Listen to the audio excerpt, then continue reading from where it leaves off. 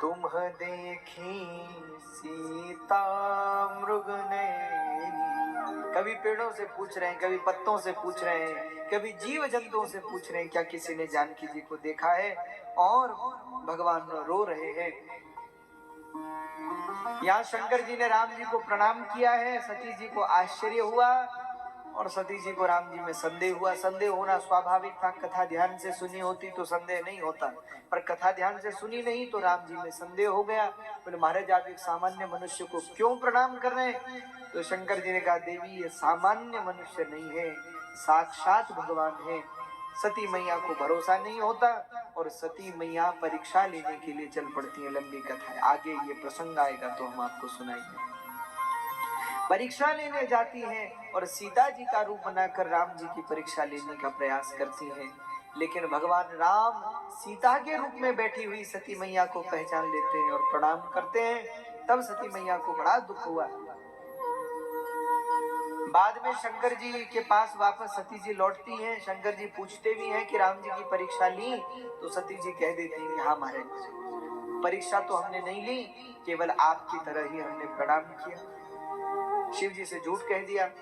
लेकिन शंकर जी ने नेत्र बंद करके ध्यान दृष्टि से देखा तो समझ गए कि सती ने सीता जी का रूप बनाया है, मेरी माँ का रूप बनाया है। मैं राम जी को अपना पिता मानता हूँ और जानकी जी को अपनी माँ मानता हूँ।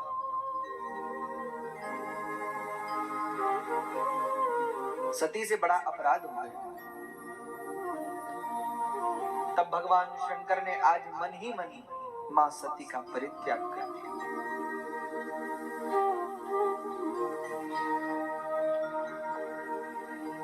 आकाशवाणी हुई, आकाशवाणी ने कहा हे शिव आप धन्य हैं, आप जैसा राम भक्त तीनों लोकों में कोई नहीं।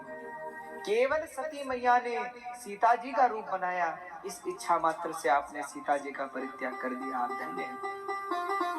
बाद में सती जी ने बहुत प्रयास भी किया पूछने का कि महाराज ये आकाशवाणी क्यों हुई, आपने ऐसा क्या किया, लेकिन शंकर जी ने सती जी को बताया नहीं, बात घुमा फिरा करके निकाल दिया। यहाँ भगवान शंकर कैलाश की ओर पहुंचे और कैलाश पहुंचकर भगवान शंकर ने सोचा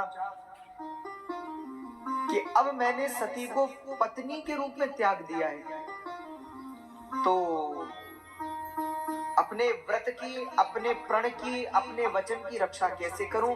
तो भगवान शंकर कैलाश में जाते ही ध्यानस्थ हो गए। शंकर जी ध्यान में चले गए, जिससे सती जी को भी पता न चले कि मेरा परित्याग कर दिया है। इसलिए कहते हैं वर्षों बीते और बीते संवत सहस 87 तज समाधि शंभो अविनाशी।